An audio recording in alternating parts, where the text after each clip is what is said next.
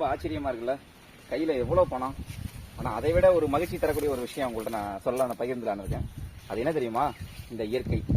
எவ்வளவு பணம் இருந்தோம் இந்த இயற்கையை நம்மளால கட்டுப்படுத்தவும் முடியாது, அடக்கி வைக்க முடியாது. ஆனா நம்ம அழிக்க முடியும். அதை விட இன்னொரு விஷயம், நம்ம இந்த இயற்கையை பாதுகாக்க முடியும்.